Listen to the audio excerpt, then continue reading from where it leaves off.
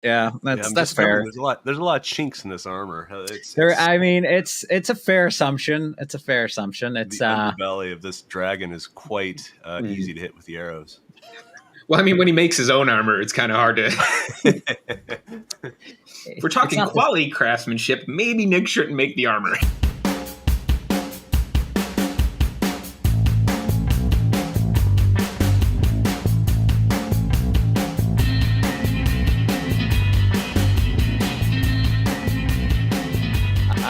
But yeah, so let's get started then. Like, we are here at episode 5 with our good friend John, who I'll let him introduce himself in a minute. But just to kind of start everything off, we'll do a little bit of housekeeping, corrections, notes from the management. As I promised last week, there is now a website for the podcast, and that's going to be devsafterdarkpod.com. That is devsafterdarkpod.com. You just have to say it twice. You ever see the infomercials where they always repeat the domain twice? That way it sticks. One more time, one more time, please, just so I can. That is devsafterdarkpod.com. Is that dub or is that? I mean, root domain? You can add the dub. I think we're in an era where that'll just it'll take care of itself if you just get the first part right most of the time. If not, contact your provider. But it should be fine. But that's devsafterdarkpod.com. Oh my God! Stood up, went to the mic and everything for that last one. I leaned in. Did you see that? I've been watching other podcasts, and I see a lot of people mess with the mic or lean in when they want to be really serious and get really down. I felt serious. I felt very serious just now. It's like ASMR. Like I'm like eating the mic right now. But no. So that is up and running as promised. There's show notes for all of the shows. Show lists, and then links to subscribe and watch all of our YouTube or listen on Spotify or Apple Music or anywhere else you get your podcasts. As far as any corrections from the previous episode, there are many. I have there's some. I'm gonna bring this down a little bit to a serious note, and I want everybody to. I want you to put on your empathy hats for a minute for me, because there is, and I have to have it confirmed by a doctor. But there is a disorder I have where, when it comes to movies and any type of nostalgia, my brain is stuck in the 1990s to the 1996 time era, especially when it comes to trivia. Now, there isn't a specific diagnosis for that yet. I'm sure I'll be one of the ones they name it after. But there is something there, and we do have to give a shout out to Bree last episode for putting up with it. Seriously, because. Yeah, it was not my finest quiz moment ever. So any of those British quiz shows, I will not be invited to. No. Those invitations have been canceled for sure. But they can redirect them to me, because I would love to appear on them. I mean, I wanted to meet Richard Iowade. Like, it's never going to happen now. It's never going to happen. Sorry. Yeah, I suck at movie trivia, at least within the bounds of prior to 1990 or after 1996. Yeah. If it's in that like 5-year time frame, 6-year time frame, I'm golden. Do you have like that Trivial Pursuit that's like from 1990 to 1996? Is that what you have? I get all my references from board games that were bought when I was in like my early 20s. That's it. I'm basically like early stages of like AI, where like I was locked to a certain year and then I was not allowed to go past. So that's I'm gonna have some tests done, and then those blood tests will come movies that are this year like that. Yeah, I'm gonna have to do some of that. Admit that although I did watch totally off topic, Count of Monte Cristo, the French version with the subtitles, that was this year. Very good movie. But I'm working on it. Baby steps. It's all baby steps. So ironically, that's a reference from What About Bob, which was another movie from on the bus, right? On the baby steps on the bus. Baby steps on the bus. I love it. Yeah, I'm subconsciously doing it. That's the problem. I can't really. It's listen. There'll be medication for it. They're gonna name it. And others that are afflicted by it as well will also be able to. The support group is going to be very, very massive at a certain point. So you realize Oh, go ahead, Dennis. I just want to make sure everyone, if there's someone out there listening who has medication for this, we're looking for sponsorships. So Yeah. I'm thinking the best medicine is like Netflix, Hulu. Just sign up for a streaming service and just start watching things. I always told AJ that that's the job I wanted to name some of that stuff. Like, I'm not going to name them out loud because I don't want to give any of them credit for anything, but like, like, you know what I mean? Like, I want to name those like late night, like infomercials at like 2 a.m. like medications. I think that's got to be probably one of the funnest jobs that you could possibly have. It's got to be. Just make up random stuff. It's great. So, speaking of naming things, I think in the comments, people should come up with names for whatever this 90s era conditioning that you have. I see now, John, bringing the community in. I love that, John. That is absolutely brilliant. Like, great segue for an intro there, don't you think? Yeah, I think it is. Just one more quick thing, just to point out, like, Dennis doesn't know what a walking taco bar is. So I just wanted to point that out because I wanted to knock him down a peg so that way I could kind of get the ball rolling, make myself feel better. After the first disclaimer. So yeah. And then also too, I wanted to see, there was just one that just happened previously. And I was telling John before we started taping, I always miss them, but any D-Hugs that we need to like point people out to coming up? That's quite kind of you. There is one coming up on December 5th where we're going to talk about the new custom channels API coming out. I think it's, I said this yesterday, I think it's in private beta now. And by the time we get to this, we're going to be pushing probably to public and really trying to let people know what's all about, why it's important. This is kind of a new thing for us. You know, like we always focus on the objects APIs and things like that. And now we're like talking more about the service hub parts of things and, you know, support, which is very interesting. So I'm excited about it. December 5th at 2 p.m. Eastern Standard Time on the YouTubes. There's also, I don't know, I'll put in the show notes. So I'll give you a link for the show notes for it, Nick. Awesome. Thank you. Perfect. And AJ, whatever you're doing, we don't really care. Yeah, it's true. No, it's fine. That's fine. So without further ado, I'm Nick. He's Dennis, depending on how he arranges the screens later. He's Dennis. He's AJ. Those are co-hosts. I'm the host. But let John introduce himself and tell everyone who he is and what he does. Hi, so my name is Inigo Montoya. You killed my father. Prepare to die. Sorry, I think Nick's condition is contagious. That's the only reason I understood you. You were speaking my language now.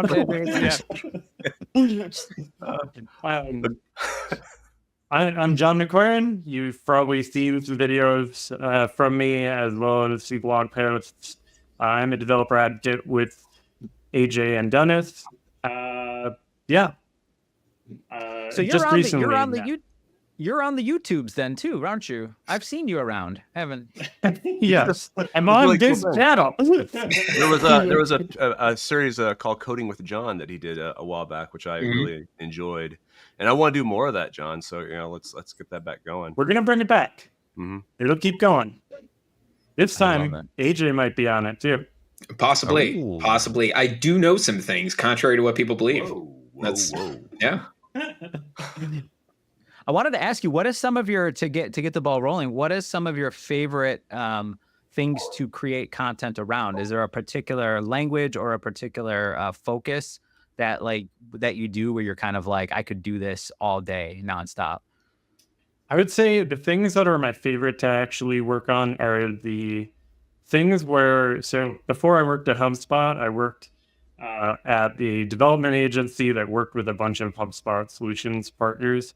And so the things that actually are most interesting for me to work on are the things that I think of that are problems that I had back then, or problems that I know that I would have now, that I'm like, I knew I would have to solve this in a creative way or something like that. And so those are the most fun for me to tackle.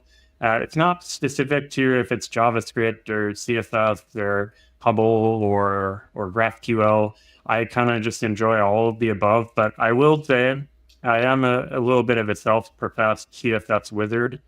I will use HTML and CSS to solve problems that most people would use JavaScript for, because I love accessibility and it makes it easier to do it that way. John, can I push back a little bit real quickly? I do agree that you are a wizard at these two things, but I would say, and more specifically, you are a tables wizard. CSS, sure, whatever, but give John a good table and he'll go to town. Interesting. It's true. Now, have you heard of? I'm also a big fan of CSS. I think that was like one of the very first things when I started getting into like just doing HTML coding in general that like I really kind of gravitated towards. Did you ever hear of the? There's like a competition. It was called, and I don't know if they still do it, but I don't even know if the website's still around. But CSS Zen Garden, where it was, that to me was kind of the first thing I actually got into that was, I don't want to say beyond the basics, but it was where I started to understand like just how awesome and like the cool things that could be accomplished. Because, you know, you're doing like one little task or something like that when you're first starting out and you're like, yeah, I get the purpose of it. But this was like one of those things where it's like that, oh, this is cool moment where it was, do you know what I mean? And then any kind of like CSS awards website after that, because there was a time like not too far back where like that was the biggest craze, was like CSS awards websites, and it was just like, for me, that's what gave. Did you have any of those things that you did first saw when it came to CSS? Yeah, so for me it was definitely CodePen, and then also there was a thing that's kind of similar to CSS Zen Garden, but it's CSS Golf. I didn't actively play it a whole lot, but it did inspire me to think of doing things in unorthodox ways. Like one of my favorite little things that I actually did for some client work as well, so it came in handy, is it's a total CSS hack, but it is so freaking cool when someone does an amazing job with it. So something that people don't often know about. I know we're not trying to dive into code and this, but this is really cool to me. Perfect. So with CSS drop shadows, if you didn't know this, or box shadows, sorry, you can actually get really crazy and make pixel art out of them because you can layer them on top of each other. And so you can do basically particle effects, like having things explode, fireworks, etc. Do like have the individual pixels. So like if you make your box shadow be on an element that is 1 by 1 pixel, you now can create an infinite number of those box shadows on there and have each individual pixel animate in a different way from all of the other ones. And so you can create some really crazy effects through that. That's awesome. That was probably the first time where I was like, okay, this is super cool. And then you combine that with like the blink tag, and I'm like, this is amazing. You can do it. The blink tag, I love it. Yeah. Wasn't there a marquee tag as well? Right? Wasn't that one? Yeah. I used both of those heavily on my first website that I ever built. Oh yeah. Hey John, I think everybody did. So you joined HubSpot, and you're at 5 years now, right? Yep. Right about, and you were coding like every day prior to HubSpot.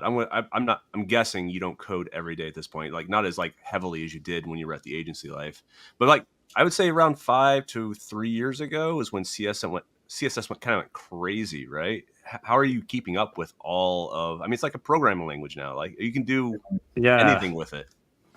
Yeah. So thankfully, I'm just naturally interested in all of that. So for me, like I'm already subscribed to.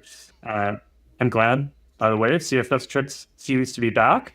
It is back being did. But I follow Chris Corio, Jen Simmons, a whole bunch of really awesome developers, dev advocates, and engineers and whatnot. And so whenever I see that something is coming down the pipeline, I also watch or listen to the Shop Talk Show podcast and the Syntax podcast, and that also is a tie-in.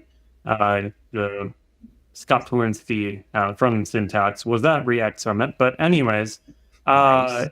I am giving you segues like crazy. You're gonna have the whole company now. I was literally gonna go make lunch. I was just gonna. I was good. I got pizza upstairs. I can go. I'm good. But no, I'm glad that you mentioned some of that stuff that you use to like keep up to date. Because like I literally just follow the Kardashians on X, and my CSS skills have not improved at all. So I'm wondering if I'm doing something wrong. No. Honestly. Keep up that path. It's what I'm Chloe. thinking. That's what you're doing wrong. Chloe's the one you got to follow. She knows. Yeah, that's the. Yeah, see, there's multiple. Like with me and AJ, it's like if you follow one of us, you'll at least get 50% of some like really interesting but boring stuff. Yeah. There's too many to follow at this point. But I wanted to ask you, not even a segue to anything, but I wanted to ask. I wanted to ask you before I want to talk about the React Summit, absolutely. But I wanted to get first though. One of the things we like to do, and we've asked just about everybody, and I mean, anywhere from external to internal people, but your journey to here, or your journey basically into the business or into the atmosphere of either, coding or tech in general. How did that happen? Real estate. I can say for once, well, I think Bree also was not real estate. So, Right. Yeah. There are dozens of us that are the not in real second person. We're breaking the chain. I had nothing to do with real estate. Same situation as Bree. Most I've gotten into real estate is buying my own house and playing with things. So, but my start was actually when I was 8 years old. I was really into a video game called Guild Wars. Great game, the whole series of games. And I decided I wanted to make a website for my guild at the time. And I knew nothing. I knew absolutely nothing. So I was just Googling HTML tags and trying to scrappily put this thing together. And this was at the time when like the font tag was a thing. So yeah, this code was horrendous, and everything was very vertical because I didn't know how to do table-based layouts at that time yet, and doing CSS responsively just definitely was not a thing yet. Yeah, it was horrendous looking. Marquee tags and Blake tags everywhere. It was great. And then after that, we see this. Well, probably for my benefit. That site is no longer online, and to my knowledge, it is not on archive.org. I was just going to ask. I was going to be like, repeat to archive.org this? Is that what we need to do? Yeah. But no, I can respect that because I similarly like PHP forum like templates, right? Like customizing those was kind of like my first journey into that same type of process as well when I was a kid. Like I can't remember. I think it was like stuff like original like Medal of Honor or Call of Duty, like those type of ones, like the original ones where it was like guild or clan like websites and stuff like that, and forums for things like that, where just like building those out and like customizing those was like break it and learn type of situation. So yeah, no, that the utmost respect for that kind of that kind of reminded me. I did do a tiny bit of the like forum customizing and stuff too, but what I really did a lot of was MySpace was big back in the day. And so I would make little, like, for example, MySpace started having ads that would appear on your profile. And so I wrote CSS that would hide those ads or replace the ads with something else. Yeah. You were the original ad blocker. You literally, you were the original ad blocker. Isn't it? Can we say that Tom is like perhaps the most influential developer advocate out there? Probably. I feel like I agree. I believe so. And he's all of our friends. Yeah. Not many people want to be our friends after being on this podcast, but Tom's always there for us. He's always been the friend. So I appreciate that. That's really good. So after a young age, after getting into like coding for, let's say, the gaming sites like that, what was one of the next things that kind of sparked? Because at a certain point then, right, you're, as a hobby or as something like you do to gain the knowledge, there has to come a point, right? And this is with anybody, not just one person in particular, where you hit that either milestone or you hit that point in time where you're like, okay, this could become a thing, like a career, or this could become something more than just me. And I don't mean to sound disingenuous, but like this could be more than just me like messing around with a site and just like, you know, trying to break stuff. Do you remember like the point in which you thought I could do something with this? Yeah. So I was maybe, I'm going to say like 10 years old. So again, I got a weird start, but at around 10, my mom had this friend that had a like videography business. So like he would shoot like videos of conferences, videos of concerts, videos of just everything, like weddings, everything. And he decided he needed a website to promote his business, and he wanted to put samples of all of his videos up so that potential clients could actually go, oh, like this is my, like what I could get.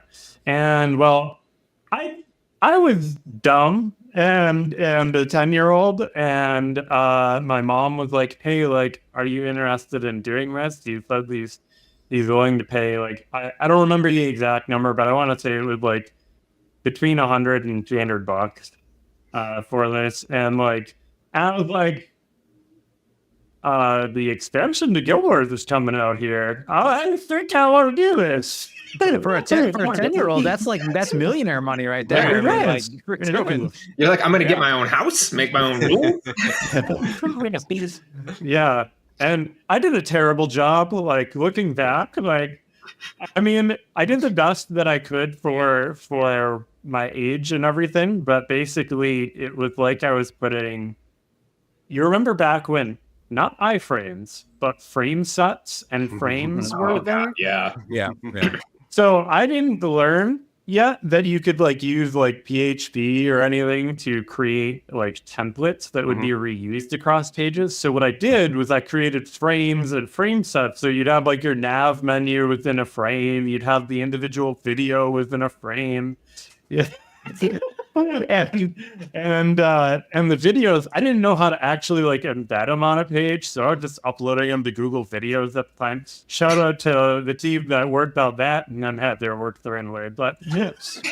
But yeah, so I uploaded all that to there, and then just basically made a ton of individual HTML files for each video. Wow. And it worked. It looked terrible. I'm not going to call it the name of the business because it is still around and I have looked it up.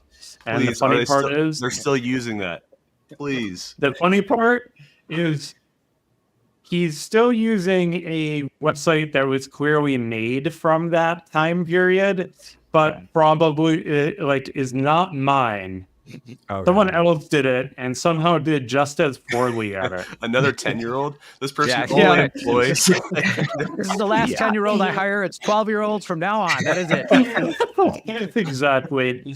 Yeah. And then from there, I knew right from then, and I was like, okay, this web development thing, it's fun. I'm enjoying it. I'm solving problems, and I'm kind of good at it. Not great at it, clearly, but I was good enough at it that, like, I took, like, a high school class that was web development, and fun fact, I failed this class. Were you still 10? Wait a minute. No, this was later on. Jesus, John. Yeah, this was later on, but in high school, I took a web development class, and the fun fact of it is I actually failed it. Okay, hold on. I'm gonna slack your manager as you're talking. Keep going. Say more. Yeah. So what happened was the teacher actually really hated the way that I did everything because I did it in code. We were using Dreamweaver. Okay. He only knew how to do everything with the WYSIWYG interface. And I was like, I'm way faster just writing the code.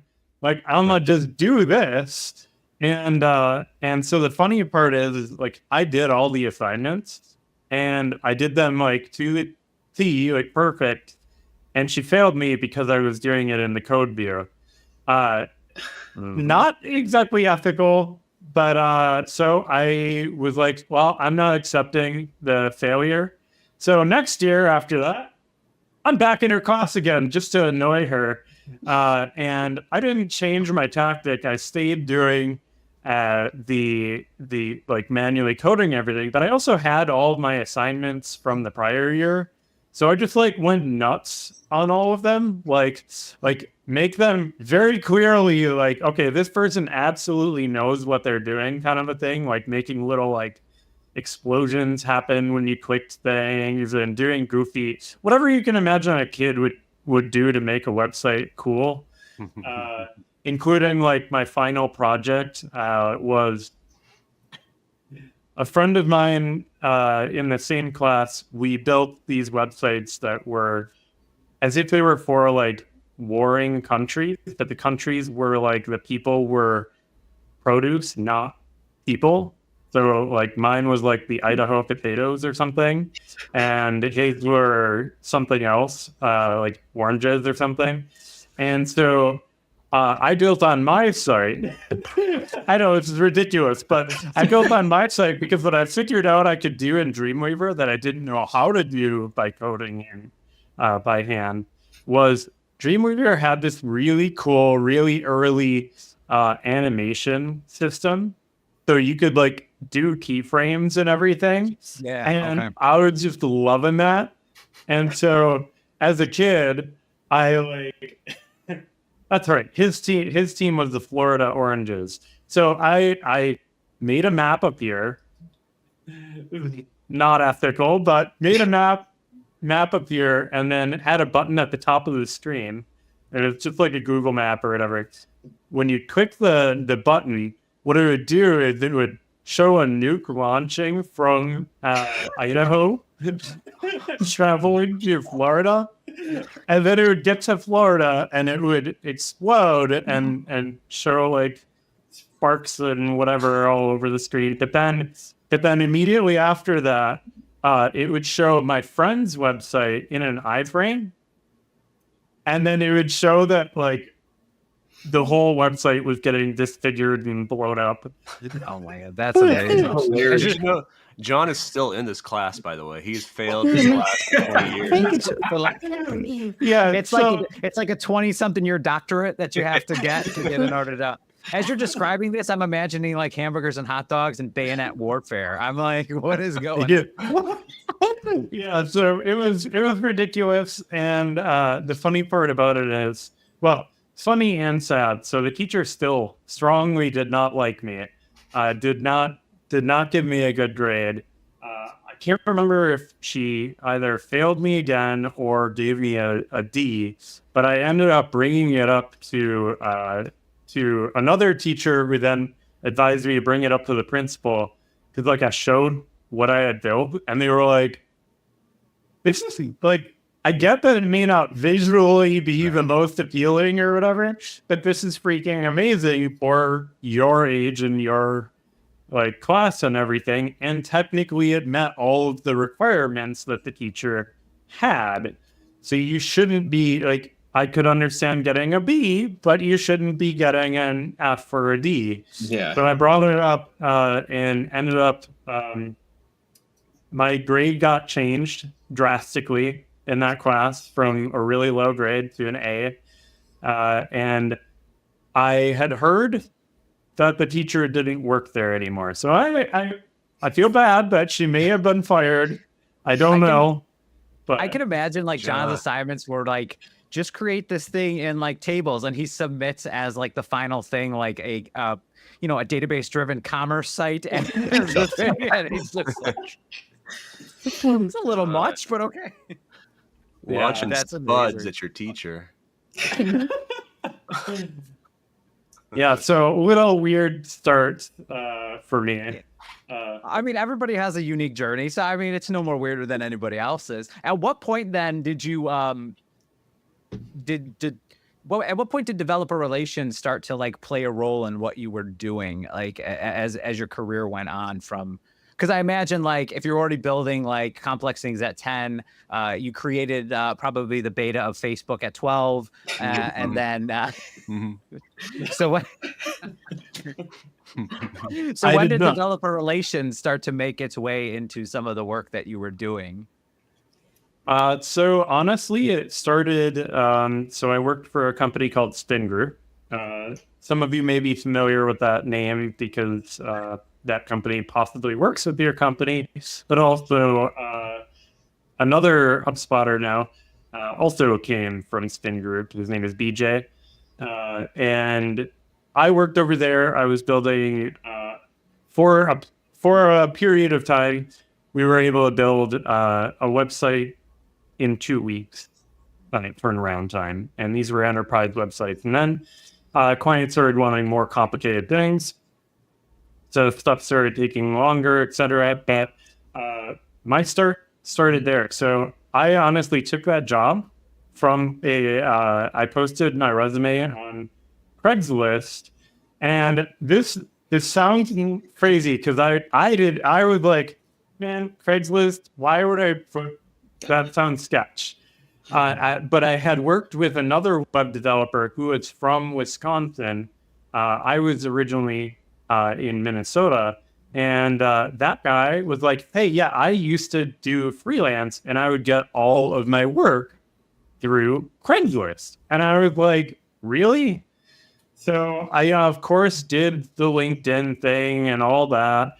But I also put my resume out on Craigslist. And what do you know? I got offered the job before I even moved out to Wisconsin. Nice. And so at that company, they're like, hey, like, we're building a lot of these sites in HubSpot. Do you know HubSpot? I was like, no, and then I don't know anything. And so he made me full-time focus on building HubSpot websites. I got pretty darn good at it, and then started coming up with like little tools and helpers to make it easier to build fast. So, for example, many of you out there might use the developer Chrome extension. I forked that basically from something that William Spiro, a HubSpotter who was a HubSpotter at the time, had built, and I was like, hey, like, I want to add a whole bunch of features to HubSpot to make it easier to build things for myself. And I was like, but it's also cool if like everybody else can use them, because why wouldn't I give it to everybody? You know, I did that, got super active in our developer Slack, started doing some talks at a prior like inbound side event, etc. And then the lovely AJ and Dennis and I went and we organized a whole developer meetup because HubSpot was not going to have an official event for developers that year. And it was a ton of fun, and to the dismay or to the confusion of Dennis, AJ and I had to hide from him that we were HubSpotters. Don't feel bad. I hide from Dennis all the time. It's so not true. anything. So yeah, I saw mine in Bush at inbound last time. I was like, why? We were on the same hotel floor, and I had to like peek out every time to make sure he wasn't around, so that way I could leave without having to talk to him. It was so awkward. You just camped out outside your door. Oh, hey, you're waiting. I had to call the front desk every time and say, "Is there can you page Dennis Edson, please?" And they're like, "Oh, he's not there." Then I know I could leave my room, so it was just that's why it took me so long to get anywhere. It was very awkward, but not to derail. Sorry. Well, it's not a derailment because. Speaking of hotel rooms, so while we were planning this whole thing and trying to hide from the community members that we were suddenly now HubSpot employees, AJ and I got flown out to the HubSpot headquarters for in-person training. Yep. And we were put in the same hotel. So we were on this call with probably 6 different people, and we were all just planning out the event. And thankfully, AJ caught this, and I didn't know until after, and he told me. But so we both picked the exact same place in our hotel rooms to do the call from.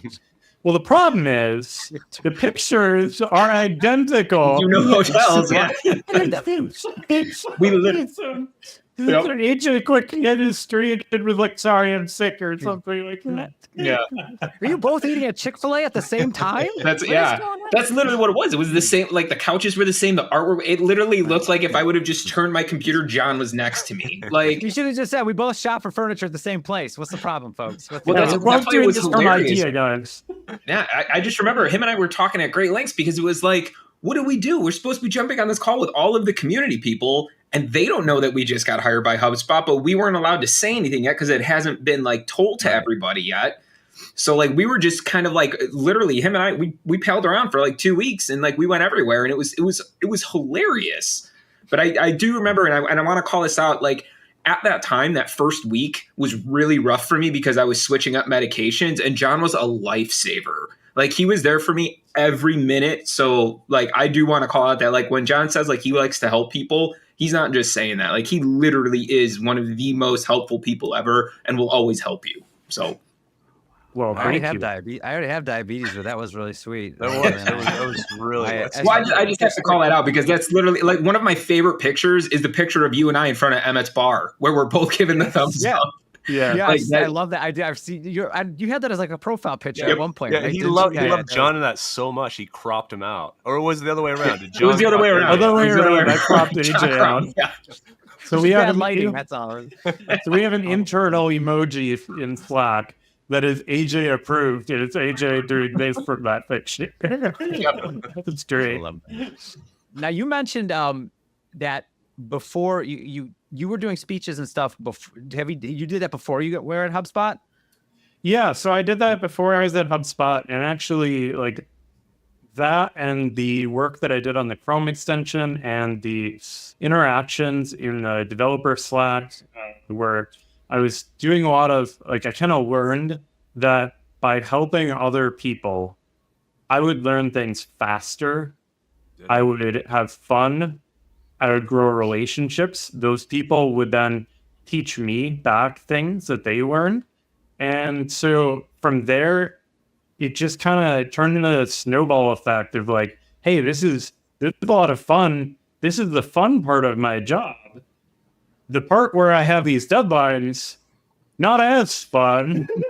Like granted, when you have like a talk to do, there's still a deadline and it is stressful. It's even today, it's stressful to have like a short turnaround for giving a talk. But I was like, I could just like when I heard that there was an opening for developer relations, being a developer advocate. Fun fact. Well, oh wait a moment. So when I had heard about that, I was like, man, that's the fun part about what I'm doing. And I really love where I work right now. Spin Group, awesome company, awesome owner. I swear by it. DJ swears by it as well. But the opportunity was like, I should at least try. This is what I'm already doing for free. I could just be getting paid to do it full time. So wait, you guys get paid here? Sorry. This is awkward. This is a little bit checks awkward. in the mail. Checks in the mail. Don't worry. I mean, okay. Wow. Yeah, the checks in the mail the same speed as my shirt is. You should get that sometime. My checks are sitting in a box somewhere in HR. Just like collecting those. Yeah, that's okay. Postmarked to Illinois, but they'll get there eventually. Yeah. The shirt should be there by like Monday. I'm just letting you know. Sure. But John, let me ask you: does it get easy? Like as you keep doing? Because when we talked with oh God, I can't remember if it was Hannah or if it was Bree. And everybody knows this, like at not the previous, not at this inbound, but the previous one, like speaking in front of larger groups or more people as time goes on.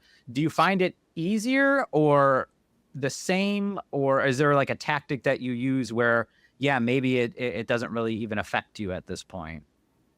So it definitely still affects me, but it's different. Something I learned about myself and I didn't actually learn this directly through giving talks for HubSpot or about HubSpot. I actually learned it at weddings. So I've been a best man or a groomsman a few times, and what I learned is I enjoy public speaking. But here's the crazy part about it. In the run-up to doing the public speaking, I am nervous as all heck. I have notes like crazy. My I was so anxious the first time I had to give one of those kind of talks, but like I enjoy making people laugh. I enjoy talking about interesting things. And so what I found was in the moment when I'm actually talking, giving a talk, I'm on autopilot. My brain is not like I am aware that I am on the stage or on video talking, but I am not, I don't have to think as hard about what I'm about to say. I am saying something I already know, and I am also just trying to enjoy that I'm talking to all these people. Their facial expressions are that they seem like they're at least interested, or I tell a joke and it gets a laugh, or in my case, I like to tell a lot of dad jokes, so occasionally I'll get a groan, and I enjoy that too. So I enjoy all of that, and I kind of just learned that I'm gonna be anxious. I'm never gonna feel fully comfortable. When it came to inbound, doing that talk, we don't know the exact numbers of how many people were there because we had a badge tracking system, and it was literally not possible for it to track everyone because we were outside of the bounds of that tracking system of how many people were there. Well, there were people lined up. I was working the booth directly across from it, like the customer service booth, and there were people flooding like outside the stage. Like it was immense, the amount of people there. Everyone yelling, Yeah, John, it was John. It was so cool, and it was so nerve-wracking at the same time because like I don't know. I gave that in the run-up to that event. Everything was like COVID situation. Everything was virtual. I was in my office, or I had like even a fake facade banner behind me when I gave talks. And then all of a sudden, now there's like a ton of people in front of me. And what's funny is, so I actually brought new. One sec. I had brought these notes up on stage with me. And there goes my earbud again. I'm just too excited. But so I had brought those notes. And the funny part is I didn't actually like print anything on them before. And let's see if I could find. They're just blank note cards. So they just... Are they? Were they blank? Did you have blank note cards up there? So this is. Yeah. So I did have some cards that actually had like a bullet pointing to just in case I totally failed remembering anything. But I also had one note card that had just a music note drawn on it. And this is a callback to, so my mom passed away when I was 18. Don't mean to be a downer, but this is actually a sweet thing. Yeah. So when my mom passed away, at the funeral service, we had an open mic, and my uncle, he went up and he went to give a speech, and he had some note cards, and he said, "I don't know if I can make it through talking about my sister like this way. This is really hard." And my uncle is known for a lot of jokes, so. But he said, "So I hope you don't mind, but I brought along some notes." And he pulls out his notes, and it's just a giant music note. And I was like, it was one of those moments where when you're at a funeral and it's like you're having a really sad time, yada yada, and all of a sudden there's that little bit of like light that you're like that took me out of a little bit of a funk, and I was present. I was enjoying the moment for what it was, and so that's my beautiful. thought.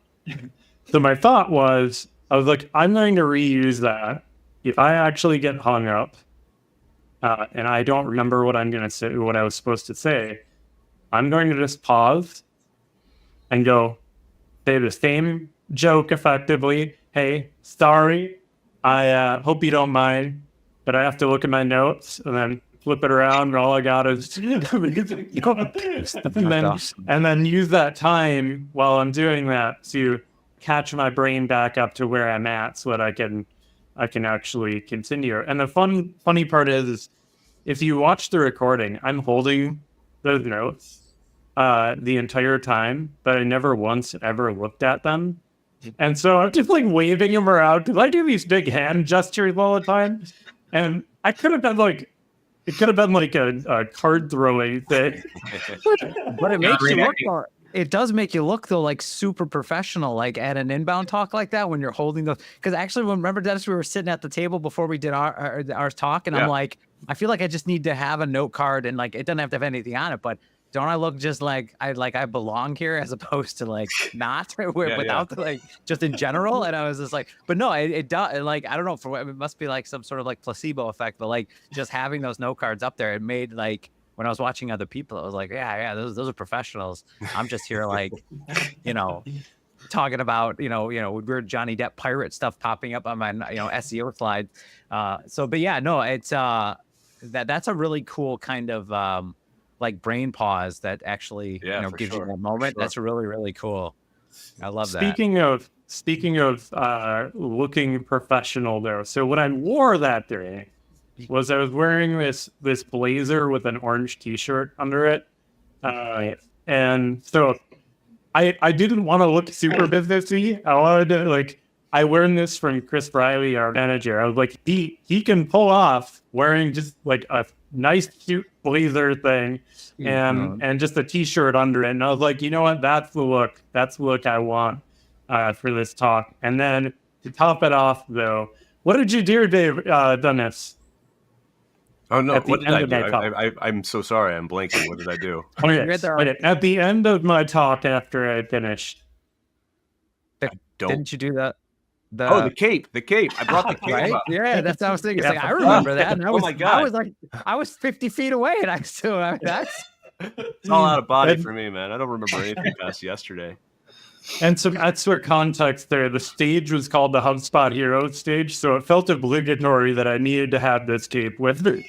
Yeah. For full context, the cape is the community champions cape for being a HubSpotter. John was a community champion. Curious, John, I'm kind of similar to you. Is once I get on stage, it's kind of like out of body. Like you're just doing your thing. You go and you're there, and you're just going through the steps. This last inbound when I was doing it, same situation. The second I got to the computer to have to code, oh my God, everything just not about you, but I know the feeling. Yeah.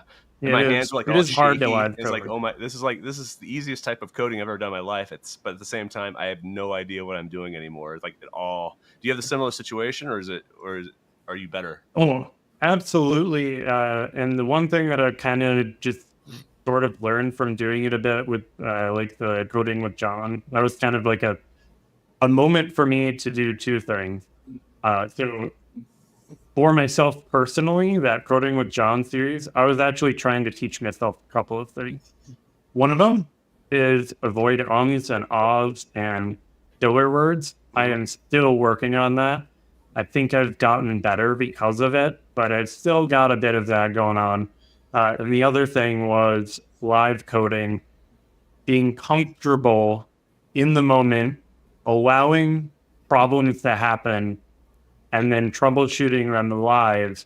Because what I learned and kind of realized was people are super forgiving of you. Yeah, for sure. If you make a typo or you code something wrong and you get an error, they they're not there to laugh at you when you make a mistake like that. They're unless you do something that's really hilarious with them, like I don't know. If I'm in the totally audience, I'm judging you. I'm silently judging you. Don't worry. But like from watching different events and speakers popping, I'm there wanting them to do well. I want to see them succeed because I want to learn from them. I want to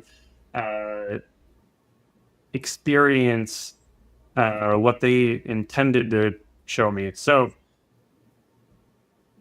yeah, I learned a lot from that.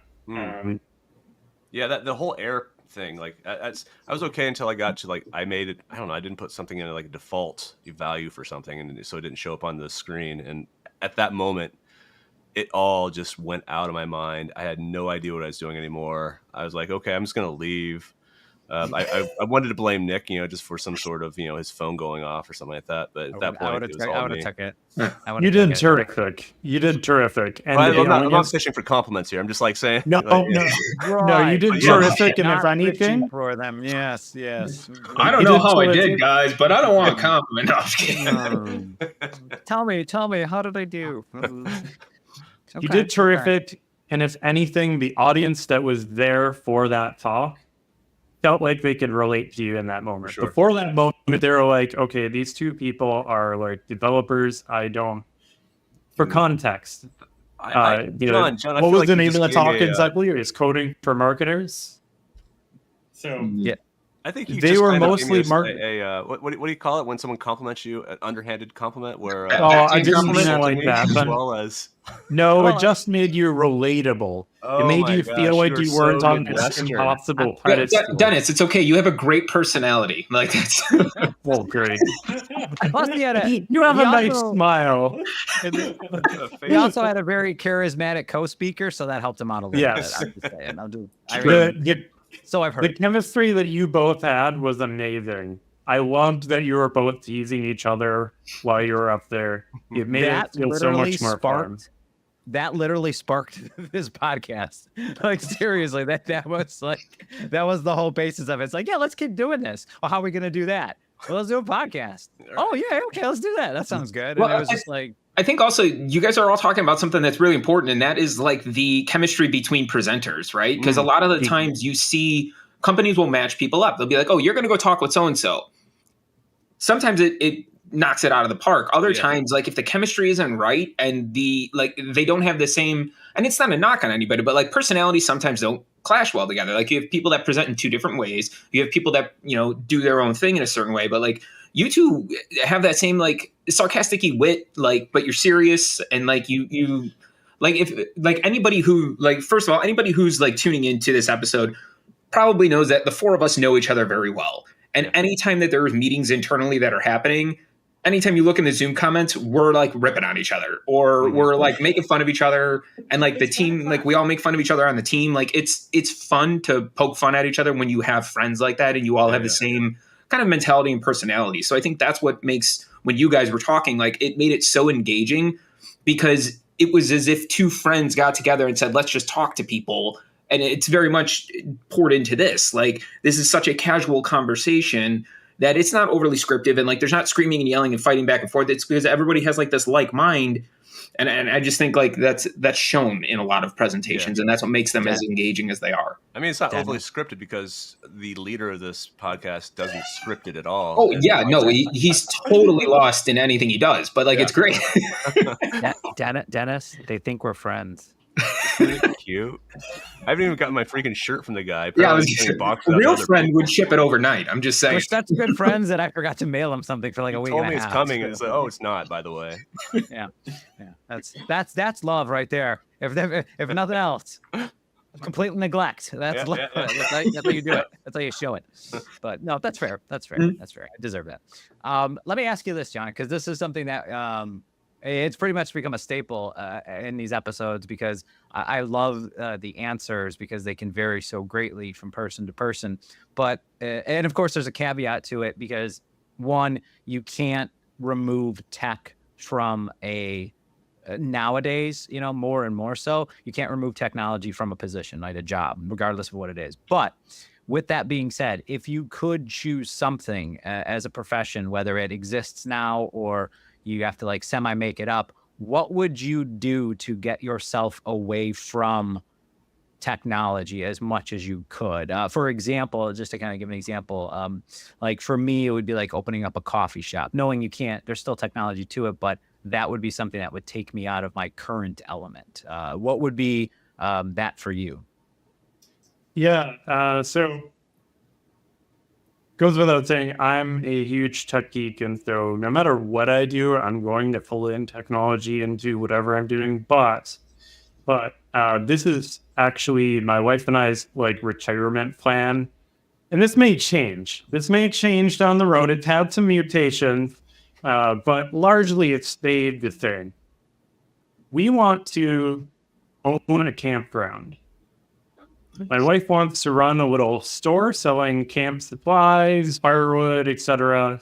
And then I would do the overall management of the whole campground. And our ideas, though, are a little possibly new, or at least something that I haven't seen that's common. So we want this campground to be in the middle of nowhere. Okay. Hopefully somewhere pretty, but middle of nowhere. In a swamp or something. That's ridiculous. Nevada desert. Go on. so we will have one portion of the campground where there will be Wi-Fi available to all of the campsites. That's one portion. And the other side is for people who want to disconnect. And there will be no electricity, no Wi-Fi, etc. And we won't even give those people the Wi-Fi password. So if they want to cheat, they can't. And then the other thing is, at least AJ and Dennis know this about me. It's, about my wife, actually. My wife is a pilot. She's not a commercial pilot. She doesn't make her money through that. She's actually a school teacher. But she has her pilot's license. And so in this campground, we want to build a grass runway so that she can have a plane, as well as pilots can come fly in and camp at our campground. This is all a front because you're going to do drug run. You're going to... Oh, no. It's all on top of a Bitcoin mining thing underneath or something like that. Right. There's like those aren't trailers. Those are just server farms. Yeah. It's guys who's Yeah. There's a bunch of GeForce like video cards. Can you check out the Borscht Belt in New York, my friend? There's all kinds of abandoned campgrounds and stuff from the 50s, 60s that are just waiting for you to take. I've been talking to Hannah about that a lot. Yeah, I'm interested. I don't know how soon we're going to dive into that plan, but that is something we want to do. And like something else that I want to do is like, I want to make it such as like automated thing that we can leave. And like maybe sure for like the camp store we have to have an employee show up, but like checking in, checking out, getting your firewood, you don't need a person there. Everything just automated. You know what? Probably put everybody in a CRM, tie it all back. I wonder what you would use for that. Like, what CRM could we possibly use to manage campers? I know. I mean, we could send like some emails out. Yeah, being like, you need a custom object, and you would probably come back. I'm imagining half of this campground is like a 5-star Hilton, and then the other half where there is nothing is like Lord of the Flies. Yes, exactly. It's like a prison yard. There's the double fence in the middle, so that way you can see each other, but you can't get to it. Exactly. That's amazing. Now, what kind of hobbies do you do outside of? I mean, like everybody, it's because like I always find it hard, like because people ask me that question too, or ask me this question too, because like working in this industry and like even in my prior jobs, it's been tech related. But what are some of the things that you do that are not as techy as hobbies to kind of give yourself like that mental break? Yeah, it's probably not going to be a big surprise here, but since I got my start in web development basically because of video games, I'm super into video games. Just in the last month, some games that I've been playing are Tape to Tape, which is a hockey roguelike game. Rogue Command, which is a brand new StarCraft-ish roguelike game. I've been playing a lot of those lately. I've been playing a sequel to Life is Strange, Stardew Valley, Baldur's Gate, and like the Portal series, all-time favorite game. Also now, I've been playing a lot of board games. My wife and I play board games about once a week to every 2 weeks. We have a group of friends that we play games with. We're super into a game now called Root, which is kind of like in video game world analogies, kind of like playing the Warcraft series of games. There's also my next favorite is Colt Express, which is like themed around robbers robbing a train, but it's sealed like a board game version of Super Mario Brothers, or not Super Mario Brothers, but Super Smash Brothers, where you're duking it out. It reminds me of that movie, and this is in the 2000s, so Dennis, you'll be very proud of me. But Game Night with I can't remember who's the main actor in that, Bateman, I believe. Where they're like they get together and they do the games and it gets like crazy and out of hand. I don't know if you've seen it, but that to me is like it's, I don't, for some reason like that popped in my head for some odd reason. Surprised it wasn't Jumanji or something like that. Yeah, that could have been it too. Yeah, because there's been a couple of those in this decade. So that's no, there's Jumanji 2. So that's not fair because The Rock was in it, right? Or was it the yeah? There's also Jumanji 3, I think. They made it. Yeah, they came out with a third. Dang. See, that covers all my decades, covers all my bases. All I got to say is Jumanji and I'm set. Well, that's good. No, that's good. No, that's I often find that like me, AJ, and some other cousins and stuff like that. It's sort of a good stress reliever. I mean, and it's hard too because you'll talk to people that maybe are a generation older or so. And I don't know. I don't think that there's not that they don't understand it, but I just don't think that there's a difference, right? Because like the way we grew up, or the way people grew up now, like in this era, if you will, like video games are a lot more mainstream, right? They're a lot more connected to everything, right? You can't drink a Mountain Dew without getting Call of Duty points. So it's like, you know what I mean? So it's there, right? So, but I do find like, as long as it's like anything in moderation, consult your doctor, it helps kind of like deflate, when you're constantly working on stuff, or you're constantly like, even if you're coding 8 hours a day or something like that, right? Even when you're done and at the end of the day, even if you play video games after that, it doesn't feel like you're on the computer still. You know what I mean? It's like it's a bit of a different. So yeah, like I too am kind of like subscribed to doing that as kind of like a decompression, towards the end of the day or at the end of the day kind of thing. So, but no, that's are there any type of, because like you got started at a young age as far as like tech and all things techie, are there any things that like from a non-tech perspective, like any kind of like, I don't know, like, like there's Magic the Gathering, or there's like things like that are like card based, which even that is like digital to a certain point now, but like, did you ever get involved or interested in any of that kind of stuff? I would say that Pokemon was huge for a little bit, but I didn't get super into them. I had a deck of Magic the Gathering cards, but I probably only actually played the game maybe twice. And even with the Pokemon cards, most people didn't actually know how to play. at least what I had them. They didn't actually know how to play. They were just like, it's shiny. I like this one. That's literally my son. Like he just started doing that. And I'm like, well, let's learn how to play this. He goes, yeah. But yeah. And then he'll like go off and he'll just start, but look how much damage it's at. But I'm like, do you know what that's for though? Like, do you have, like, he doesn't care. He's just like, yeah, but it looks cool. And look at it. And it's like, all right, fair enough. But yeah, I totally get that. That's so true. Even though I don't want it to be, I'm like, could we just learn to do this first? And then we'll like, Do you guys remember Pogs? Yeah. Pog, yeah. I remember having those. Yeah. I probably honestly have a set up in my attic right now because it probably just got moved into a bunch of boxes that just kept going from place to place, and never was like, okay, this just needs to go. Yep. Now, every once in a while on here, we like to talk about some of the, call them some of the things happening. I don't want to call it This Week in Tech because that's actually the name of a podcast, so I don't want to infringe on that at all. But every once in a while, we kind of just throw around a couple topics. I had picked like 3 of them just to kind of, and I try to pick ones that they're not controversial or they're not, they don't invoke any kind of like argument or anything, you know what I mean? But some of the ones that I actually picked were Towns versus states that look started. What's that? I said towns versus states that look start. Oh God, no. I still don't like the fact that double spacing on a Mac makes a period every time. Thank you. Yeah, Thank you. Don't need it. Well, I mean, Dennis, you still double space your documents when you type, don't you? Listen, I am from 1953, and I do everything on a word processor first. See, I always go tabs, but 4 tabs in when I code. Like, it's got to be the 4 tab.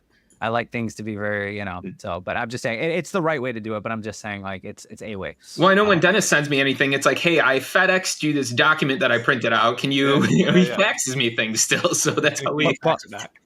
Pony Express. You know you gotta read it. The Pony Express. So just and you know that you gotta read whatever Dennis sends you because you know that it took him a lot longer because he's typing on that typewriter. He can't hit multiple keys at the same time or the hammers. It's right. And the dings, like you could see where he's like manually adjusting it every time to line up the code. It's just and the whiteout that I use. You see that whiteout? Yeah. And he complains about me being stuck in the past. Like I'm just saying, like this seems a bit hypocritical, just a bit hypocritical. I just want to point that out. But no, one of the ones that came up that I saw that I had a double take. It was there's a company that's now developing, and I kid you not, it is a human washing machine. It is like literally, it's like a washing machine for human. Like it's essentially like you would be sitting down in the cockpit of like but it's like it's built like a bubble shaped whatever, and it's like, but you'd sit down in a chair and then it fills up with water. You. Yep. Mm-hmm. Wow. Yep. I was just talking about this like with my daughter, like when we went to the car wash. It's like, what if this was you? I couldn't do that. I'm just saying I'm right like, now. what if this goes wrong? Yeah, right. I don't know. What if I didn't see the pictures, but I'm in my head. I'm imagining like a mechanical arm with a nozzle shooting at you, just spraying you in the face. I'm all for innovation, but this is just like I just don't think I'd do it. I don't want to be locked in this because it fills with water. So you'd realize, so you figure it has to be like it's like from the picture, it's like shut, it's locked. It almost looks like like one of those like tiny space capsules, but you wouldn't be like. You'd be sitting up like a little race car almost, but and then there's like a kind of a HUD in front of you, but like it has to be kind of like watertight, and then it has to be closed, and it fills up, and I'm just like, what happens if like does it fill up or does it just like it does it fills it fills out? That's terrifying. That's absolutely horrible for anybody who has claustrophobia. Right. Well, think about like when you make coffee with a Keurig. If you push the wrong button and you make a 12 ounce instead of an 8 ounce, what happens? It just keeps filling up. Like, what happens if it doesn't realize, oh, I'm not 6 feet tall, I'm only 5'9", and it puts 6 feet of water in there? You're gone. Like, you're just gone. Well, I think if you're 5'9" and it fills to 6 foot, you could just do one of these and raise yourself a little bit. That's not much of a difference. There's not a lot of space in there. It's not like... I'm more concerned with the sentence that says where up to 8 people can experience a 15-minute long wash and dry each day after first booking. It looks like it's an individual pod. I'm hoping... I'm even more concerned about the fact that this thing looks exactly like if you just changed the title of the post for this and you said self-driving car, you're like, yeah, that's totally a self-driving car. Why are they just it looks like basically Weaver comes out of in Predator. Yeah. Like it or not Predator, Jesus, that would have been a mistake. It looks like a Geo Metro, basically. It's about for Geo Metro that fills with water. That's what I want. I want to be going to work and just in my self-driving car taking a bath at the same time. But I mean, like part of me wants to think of this as like, okay, think of this like when you go to the gym. For those of you that do, I do not. I am not athletic whatsoever. But like, just because you spray a bottle with some like cleaner and wipe down the bench, is it really clean? Like, Oh yeah, for sure. It's talking totally about like clean how now. many people, like if this is somebody's personal thing in their home, one, outrageous, two, I get it. But if we're going to start opening up like, hey, look, I'm going to go shower down at the corner of 5th and whatever for 15 minutes. I'll be back. Like, it just seems like this is one of those things that was made, but did it really need to be made? And you know Yeah, I'd be someone peed curious. in there. You know someone peed. Come on. Yeah, I know, right? I'd be curious if this is being made for like public like implementation, like so, like there's no this would have to be something you just get for your house. There's no The even only that thing like is, it was I can see this beneficial in the medical field when it comes to having to watch patients, or I can see that people- being in hospital. yeah, or like people with disabilities where this is very, very great for somebody like that. right. The problem But is even looking once- at this thing, there's no way anyone's going to afford it. This thing literally looks like a space shuttle capsule. Like, Yeah, where are you and- going to fit this in your home? And if you already have a bathroom in your home that has a shower, you're probably just going to modify the shower to make it accessible Yeah. rather than replace it with this space pod that will randomly drive out of your house. Yeah. John, your campground, the Wi-Fi connected site, better have these. Oh Yes. yeah, you could like it's either that or Starfleet. That's where this is going. Like it's one of the two. Like that would be wow. Can you imagine that? It would look so just rows of these things at the campground, and then that's where you're Instead of showering. delivery drones, these things just come out of the sky.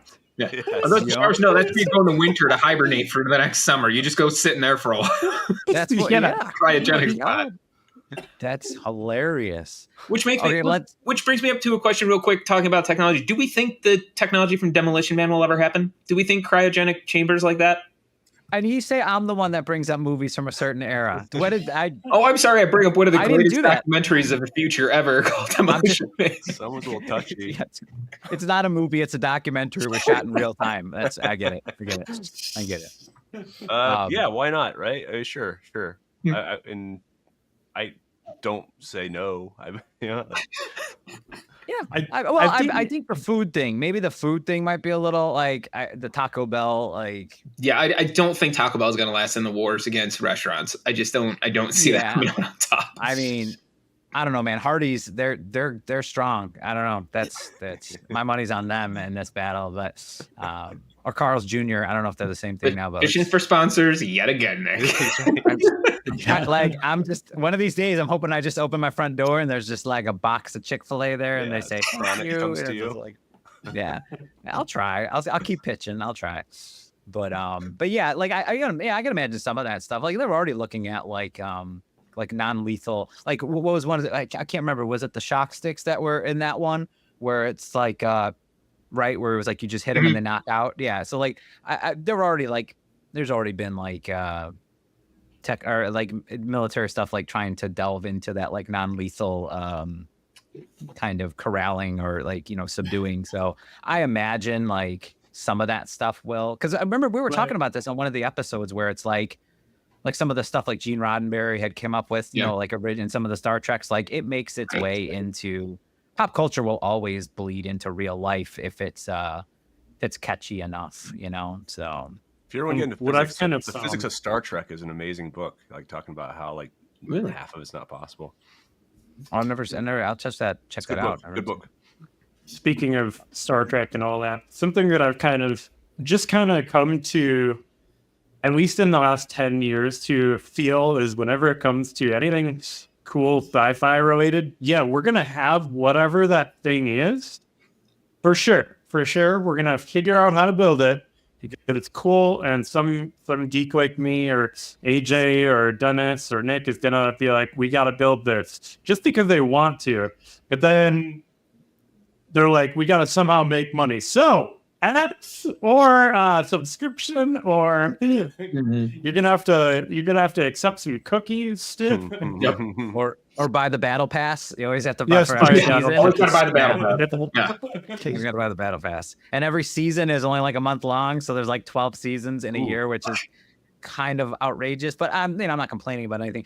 But yeah, I imagine there's going to be somebody that wants to monetize it to the extent where it starts to get like kind of almost where it was. What was it? The well, yeah, I like that. Like you're talking about gaming and stuff like that. That type of subscription, or like the what is it, like not the beta model, but you would have like the early access, right? Yeah, exactly. Where it's like, oh, you're paying for this, or there's this one game, and I've only played it a couple times, but Stellaris. It's made by this Paradox is the one, and they're like, they will, and I'm sure I'm not supposed to like say these type of things, but they'll nickel and dime you to death with like DLC, like all day long. Well, I mean, that's the whole point of DLC, is to make extra like microtransaction type stuff. Right, but to an extent, it like some places will kill you with it. Like and this topic is an interesting one because there's certain types of DLC that I think the majority of folks are okay with, but then at some point things tip over. So everyone generally agrees, like if you're playing a multiplayer game and you buy something and that gives you a competitive advantage, that's not cool.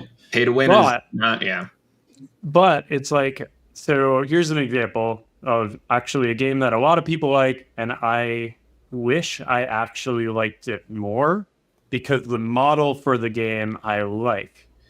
Elder Scrolls Online is known for the fact that every little piece of content possible they put into a DLC that you can purchase, and it's actual game content. So you're not just like getting like a skin or something, you're getting something to do. And I like that. But at the same time, I'm like, I don't really want to keep having to throw money every 2 hours at the game to be able to keep playing the more new content. And so I don't know. And they have a subscription, which is a good model too. I'm okay with these things. But for some reason, the gameplay itself doesn't hook me. But that's well, I mean, Fallout 4 did that, right? Fallout 4 had some really awesome DLCs with like whole campaigns attached to like new areas to explore. Like that is DLC that's worth buying. But if it's like, buy this, $15, your character now has an overcoat. Like, I think that's a little much. Like the original DLC of all time, the Skyrim Warhorse. If anyone's not familiar, basically the first DLC that was ever created was a Warhorse skin for your horse in Skyrim. Oh, really? Mouse. It was either Skyrim or Oblivion. I don't remember which came first. But yeah, it was that. And people were okay with it at first.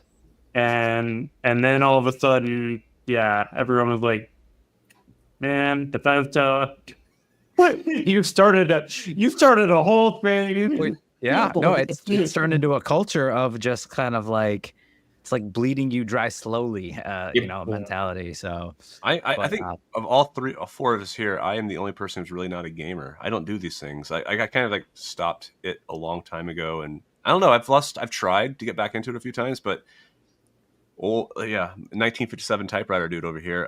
Everything's too complex now, man. I like the old arcade style. Like I went with my daughter to the arcade to play The Simpsons. Then that's like kind of my jam. Like that's where I'm happy. This whole thing you all talk about, you kids, you do you.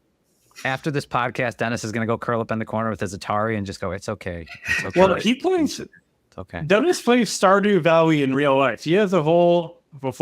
He really does. Thing of chickens. He's got a whole thing going on. So you have chickens. I know you grow strawberries as well. Yes, of course. And then what else? What else are you growing? Are you growing grapes? We do have a grapevine. Yes, we have grapevines. We do blueberries. We got like a small little farm in our backyard. Tons of. He's doing Animal Crossing or Stardew Valley in real life. My wife wants to raise chickens, but luckily the association doesn't allow it, so I'm happy with that. I don't want to raise chickens. So Same exact situation. Yeah, I'd be getting eggs from you. That's for sure. That's fantastic. No, yeah, my daughter has like a whole business now. She sells eggs to the people across the street, $5 for a dozen. You got to get her a site and then hook it up to a CRM. I know a good one you might be able to use.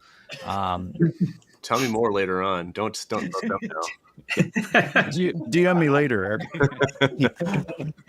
All right, let's do one more, and then we will get to. I want to get to our game. That Please do the song one, because I'm starting to read this story, and I want to. Yeah, I'm assuming you've gone through it.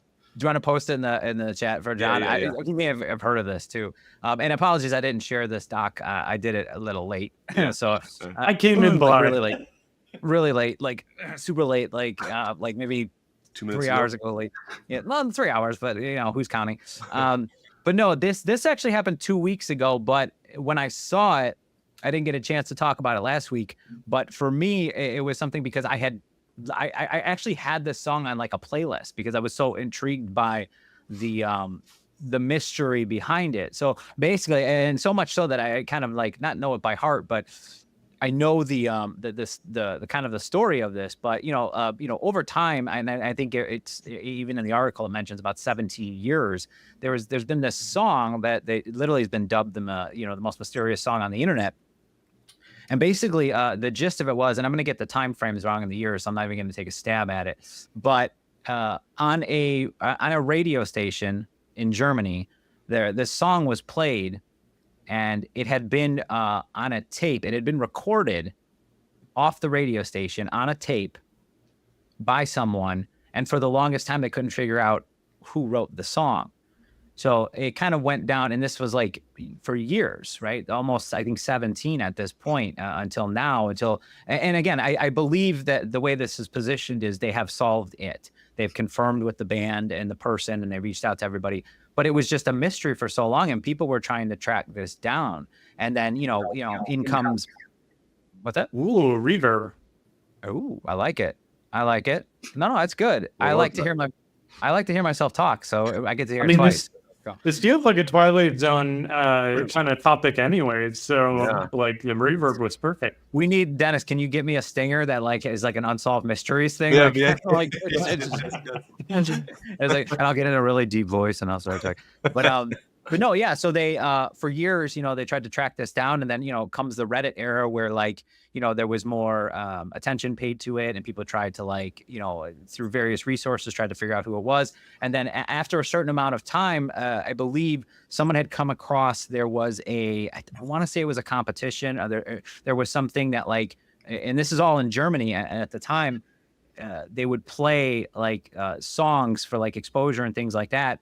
And somebody thought, oh, maybe this song might be one of these, one of these songs that was played in this. I don't know if it was a show or it was like a thing where it's like a showcase or whatever. But they said, okay, well, maybe it's that, because there had been articles previously where they thought they had found the person or the band, or they had a really good idea of where it came from. But I don't think any of those, from what I remember reading, even came close to this. But apparently somebody had tracked down.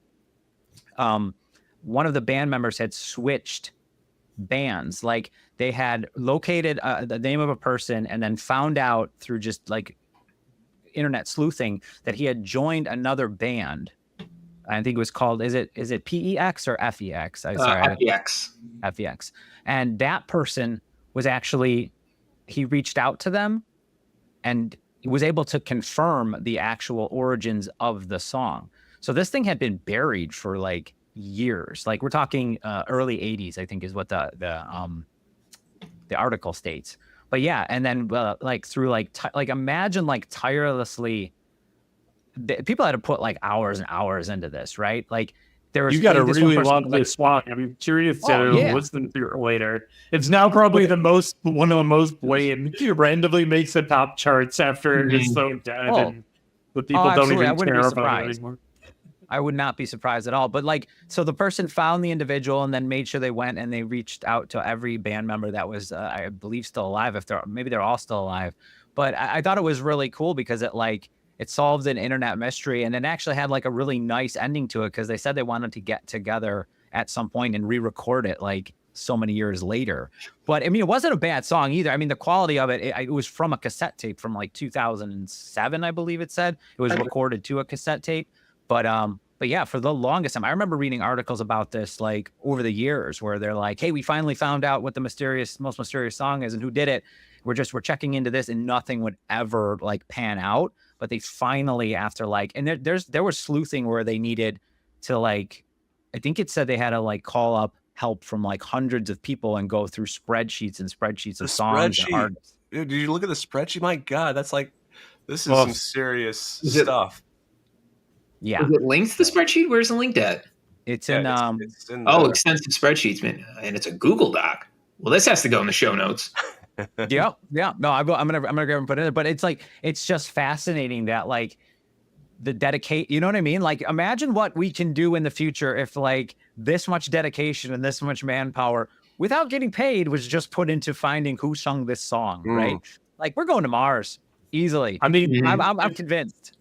if AI starts doing more and more work for us, and we like go down to like 4-day work weeks or something, what are people going to be doing? Spending their time looking up ancient songs and whatnot. I mean, at this point, I just watched, like, when you mentioned AI, I just watched, there was a couple people, they were posting it in various places, and there was an article about it too. But like the video, I mean, Dennis, yeah, I'm no offense, man, but you're gone. Like they, I was just kidding. But no, they you know, you'd feed it. I can't remember what it was, what the input said was, whether it was just a script or it was like actual imagery as well. But like creates like a movie out of, and they did like a political one with like presidential candidates and like world leaders and stuff.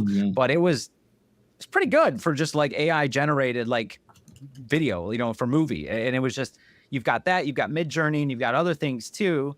And it's just like, I was just telling my wife the other day, I'm just like, it's, you know, because you hear people say like, oh, it's the end of this job, that job. And rightfully so, there's room to be, you know, skeptical and fearful. But it's like, you know, at first you always hear this stuff and you're like, yeah, okay, sure. Okay. This is the newest shiny, you know, toy. Let's not get crazy. But, you know, there's something to be said about like some of the output, right, that's coming from these things, that it's just like, it's pretty impressive. I'll say. Well, one of those is what, Runway, right? Because I just looked it up. It's not like I knew that off the top of my head. I literally was typing that just so, you know, like I don't want to make it seem like I know everything. John, But, are you coding from a windsurfer, or like, you know, like, are you on the water surfing right now and coding at the same time because it's that easy? You can do it now. Yeah, you can't tell. This is just a one of the Zoom filter type things. It just makes me look official, but I'm currently diving under the water right now. It's even filtering the audio perfect. The fun fact is there is no John at HubSpot. You're literally just an AI bot. That's it. It's not an actual person. So we just couldn't find a guest, so we created one, and that's how John came about. So little fun fact that probably nobody knows. But no, yeah, it's I find it fascinating that, you know, with and I wonder too, like, if this hadn't been solved, like at a certain point with this much data, being able to feed it right into a language model and knowing like, here's all the songs, here's all the things, pinpoint like this stuff, you know what I mean? Like solving these problems in the future will just be that much more easier. And then creating this kind of like, you know, creating this kind of work, whether it's music or movies and stuff like that, it becomes, I don't know. It goes into a realm of like a lot of discussion is going to have to be made about like who owns what, and like, like, especially like think about it, like if it can create a video and then like it can create, like, let's say John is real. Maybe he is. Let's say he is a bot. Can you check off this box for me, John, to prove that you're human? I'm going to hold up. Let me go get someone. I'm going to hold up a picture of a bicycle. Can you point to which one it is, please? Traffic light.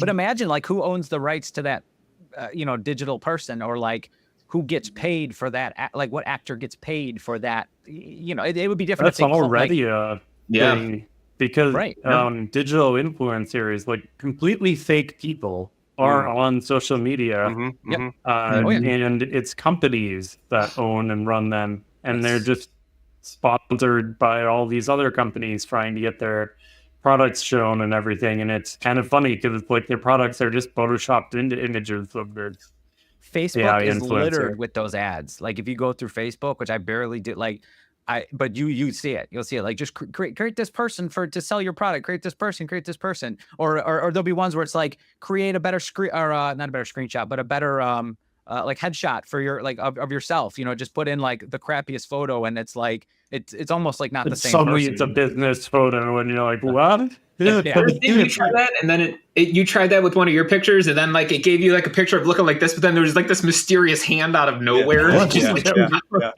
Yep. I tried that in third arm just shows up.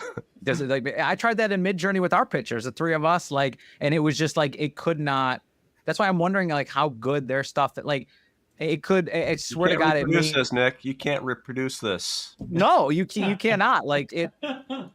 Yeah, it made me look like. First of all, I couldn't tell the difference between me and AJ, and it would like merge us into one person. Oh, I was like, with these three people. Not uncommon outside. Story of my life.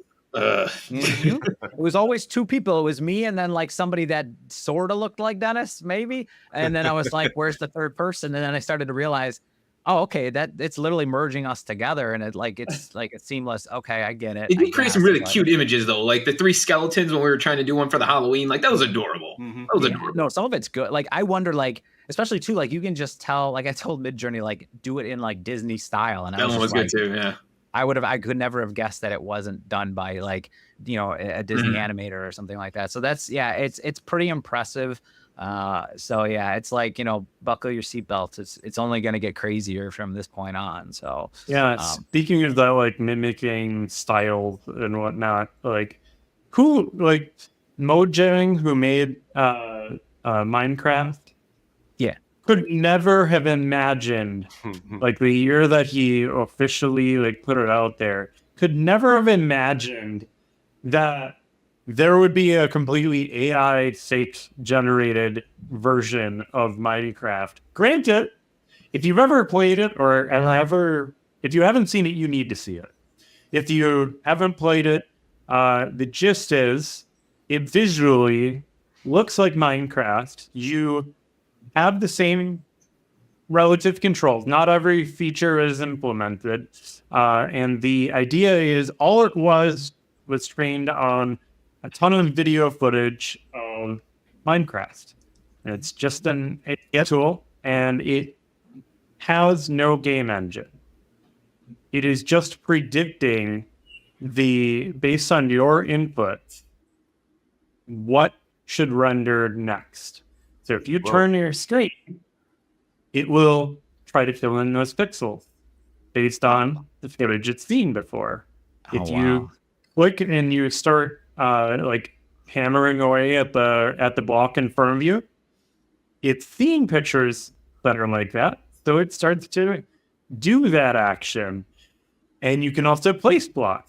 Now, where things get super trippy is because it's not a game. It's not a game engine. It has no concept of the 3D space that you are in. It is only rendering pixels based on what it's seen. So if you turn, like say your field of view is like this, and you turn to your right, well, now if you turn back, suddenly everything over there is completely different because there's no memory. There's no 3D object saved in the world. It's just recreating what it thinks should be there.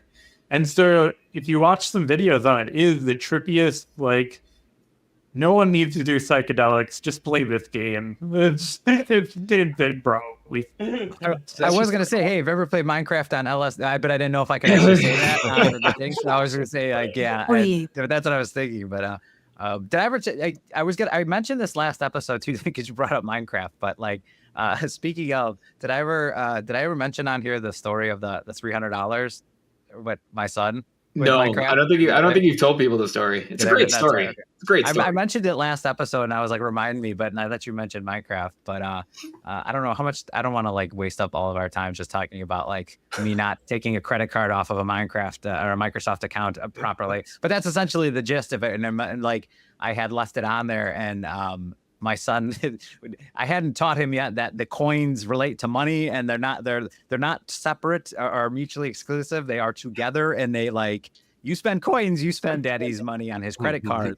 Like, and he didn't realize that until $300 in when I was sitting here working, and I don't think he had started school this year yet, but he was sitting at his computer next to me, and I just see my Capital One like ding ding, Oh, ding. And I'm no. like, I'm like, why is Microsoft? I'm like, this ain't like Microsoft Office charges because I don't use it. And I'm like, what is this thing doing? And I'm like trying to track it down. I'm on the phone with him. Meanwhile, he's doing it while I'm like, Wally. And I'm like, are you buying something? And he was like, no. And I'm like, oh, all right. And and then finally the guy's talking to me on the phone and he goes, yeah, it's from, it's Minecraft. It's from, and I'm like, what? And I'm looking at him and he's like, and he just looks at me and he gets up, he puts his headphones down and he walks out. And I was just like, so I had to have like the talk with him about like, yeah, okay, these are coins, sure, but those coins, you need this money to do it. And then of course that's the whole credit cards aren't infinite money. And it was like this whole, it's like, imagine trying to teach a 7-year-old at the time, like an economics 101 class trying to like relate that to Minecraft and coins. I'm like, this is insanity. I'm like, yeah. So, but that's, just never leave your credit card on an account where someone else is buying stuff. Hot tip. Hot tip. I think so. Hot tip. Don't tell Dennis that. I'm still using his account to buy things off Amazon. Linus Tech Tips, Linus from Linus Tech Tips, has this policy when it comes to his kids. He decided he's gonna just try to teach them, and he's like, anything you see in an app, like anything that is not a physical thing that will be mailed to you, like this isn't real. You need to recognize this is not real. We avoid spending money on it if we can. If it's a new game, that's different. Maybe you spend money on it, but you don't just keep buying new games. You play the games you have until you're done with it. Mm-hmm. And I don't know. That's a philosophy I'll take when I'm eventually a parent, because it's also hard. Like, I get like a kid being like, well, I want that cool fiery skin in this game. Right. Because I'm playing it with my friends all the time. But like at the same time, like, woof, you do not want to end up like randomly dealing with calling a credit card company on a Friday night. And Right, after exactly. your kid goes $3,000 worth of.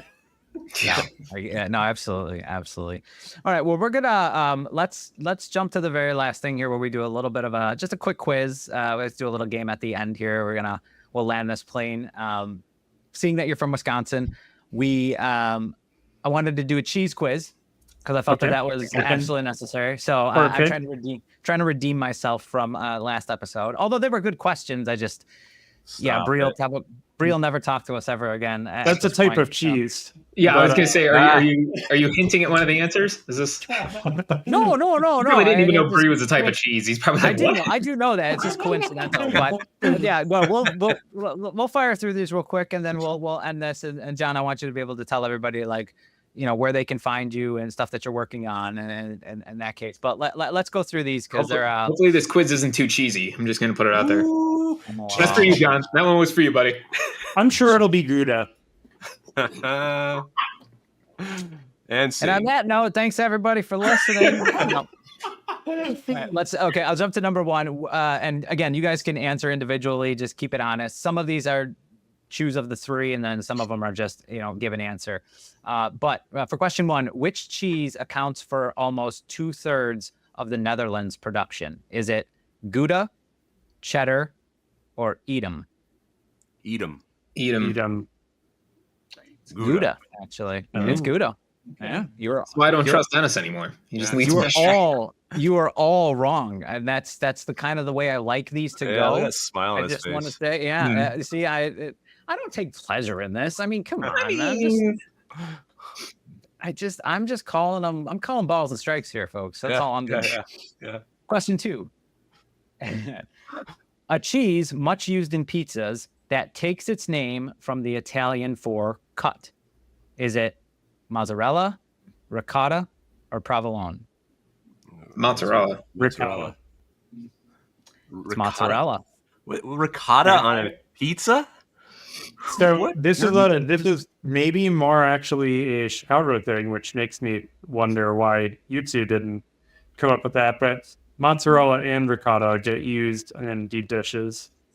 Mm-hmm. Well, that's why it's awful. Continue. What? And I just assumed it sounds like out of all of the things having to sound like cut. I was like, ricotta, it sounds more aggressive than mozzarella. Yep. Question 3. How many pounds of milk does it take to make a pound of cheese? Is it 3, 5, or 10? It is. Oh my god! It's actually 10. He's thinking like he knows. It's That's just, like no, boring me. so, I'm like, so my daughters have highlights magazines and National Geographic Kids, and I swear this was one of the things that they just recently AJ said in like the past learned. month and a half. AJ. so you can't, I'm not giving you credit for that. Abby and Scarlett gave you that answer. Was it That's 10 though? garbage. Was it 10? Well, what does everybody else think? I don't know. I'll say 5 just to be. Yeah, I'm gonna go with 10. Yeah, it was 10. Yeah. But John's the only one getting the point, so I I got my answer from an 8-year-old, so I got or Yeah. 2 8-year-olds. So yeah. I'll give my nieces a point, but I'm not giving you a point. Highlights will be the new sponsor of the show. I would. That'd be great. Okay, number 4. In which century did people begin to start dyeing cheese orange to fool people into thinking it was better quality? Was it the 16th century, the 17th, or the 18th? When did mac and cheese come out? I want to say 18th century I'm Mine was gonna say 17th. the 18th. Yeah. or 1965. 2007? No, the 17th century. Really? How's it feel that I'm winning again, Nick? Do you like that? Oh, are we keeping score? I didn't Ooh. realize we were keeping score. Question number 5. What type of cheese was used as a cannonball during a naval battle in 1841? Was it mozzarella, brie, or Edam? This had to be from the Wisconsin Brie. naval. Eat them. It wasn't. It wasn't from Brie. Wisconsin, but yeah, brie. Eat them. No, brie is too. I'm gonna go with cheddar just because I don't That's know. all you know. I think 'Cause it's better? consistency wise, it's I mean, you maybe. could go with cheddar. It wasn't one of the options, but you can go Or, with what were the options again? it was mozzarella, brie, or Edam. Oh, I'm gonna go with Edam, even though It was Edam, they'll be yeah. before. Was it but- Edam? Ah, But man. it was between Uruguay and Brazil. There was a naval battle, and the Uruguayan commander was running low on ammunition. This was the story. As to the trueness of it, couldn't tell you, but they used a hard Edam cheese as a makeshift cannonball. It's amazing. It's intuitive. I like it. I That's my love kind Oddly of enough, war. That's they my stunk kind the of war. battlefield. Yeah. cheese. It goes to that whole When battle. war like French becomes fri- a food fight. Exactly. Again, hot dogs, hamburgers, bayonets, the cheese balls as cannons. I love it. It's all good. Well, question speaking, 7. you brought up. Oh, Before that, you brought up hot dogs there. I have my own question for y'all. I'm throwing the whole quiz Whoa. show up a little bit. Interesting. Right. Okay. Is American cheese a cheese? And I bring No. this up because you mentioned about hot dogs. Here's the debate: is it a It sandwich? should not Is exist. it a piece It of should not cheese? exist. Is it a cheese? I mean, Do we- I think it is. Is May I? plastic a cheese? Because Yeah, that's basically the same thing, basically. right? Yeah. So, I don't American cheese is technically by the FDA not considered a cheese. Really? However, the only products in it are cheese and some common preservatives. It's cheddar cheese, but they add, I think it's like sodium nitrate and Plastic. one other chemical. There's no plastic. It actually just literally comes out like that. It's strange. And yeah, that history of American cheese is also wildly weird. There's literally government vaults filled with cheese, American cheese. That's I love that. Still to this day. That's a dream of mine, actually. Okay. If only it was a better tasting cheese. But Yeah. Well, true, yeah. There's always that. Yeah, that's fair. Okay, question number 6. On average, how many pounds of cheese does each American adult eat every year? Is it 30, 42, or 51? 51. No, well, me is 51, but I would say the average American. Yeah, I do. is 51 the highest? Yeah. There's Okay, 30, I'm going to say 51, 42. and that's mostly just because I know that the population in my state probably makes up like 30% of that. Raises the average We completely. raise Yeah, that average quite a that's bit. fair. It's 42 actually, so it's right in the middle there. Yeah, We're 42. failing. We're failing as a country. Yeah, I gotta start eating more cheese. Apparently, Seriously, get on it, folks. Get on it. Got to pump those numbers up. Those are rookie numbers. That's what we're doing. Okay, what are the holes in Swiss cheese called? Are they called holes, eyes, or windows? Eyes. Windows. I've heard eyes before. But Eyes. Dennis, you're wrong. God, man, I'm really. I love cheese. You need the Highlights magazine, is what you need, Dennis. Because With yet another Christmas one where I learned that from my kid. Highlights. I know what I'm getting you for Christmas now. This is great. Question number 8. Which country is the largest producer of cheese in the world? Is it the United States, Germany, or France? No, not cheese and evil cannonballs. It's just cheese. United States, Germany, or what class? France. France it is. I'm going to go Germany. I'm going to go with America. I don't know. USA. Yeah, it's followed closely by Germany. Germany's a second, close second. So I was totally wrong. I was like, wow. So just like in real life, John is first, I'm second, Dennis is third. Got it. Yeah, not even close. That checks out. That checks out, according to mine. Question number 9. Now, this is one that you have to guess the answer. There is no 3 choices. What blue cheese is named after a village in Italy where it was first produced? And the answer is not blue cheese. So that was the first thing I thought of. I was like, what a dumb question. Is it blue cheese? It's not blue cheese. Is it blue cheese spelled differently? No, it was BLUE. It's That's the way online it's spelled. BLUE? What? That's not how it's spelled. I know, but that's the way they spelled it online. I'm just saying you cannot trust the internet, but yes. I'm assuming they mean like blue cheese. Yeah. Absolutely no idea. Yeah, nor do I. So I'm just going to throw out Barano. Okay. It's a good guess, but no. I want to say Uruguay. Okay. That's close. You're in the vicinity. I mean, I'm just gonna say if there's a city named Blue, it's spelled funky. Nope. It is Gorgonzola. Oh, Gorgonzola. no. Okay. Yeah. Look at me nodding like I knew. Yeah. Yeah. Exactly. Okay. Question number 10. Final question. What is the most popular cheese variety in the United States? American, because it's officially an actual cheese. Technically, it's a cheese. I'm gonna say it's probably cheddar because that's the default that ends up on most things, but I don't think it's people's necessarily favorite. So repeat the question one more time, because I feel like you said variety, meaning there's more than one that I need to answer. I feel like this is a trick question because you've been doing this every this is the way the question was worded. I didn't word the question like this, but it does say, what is the most popular cheese variety in the United States? Now, there might be multiple varieties of this particular cheese.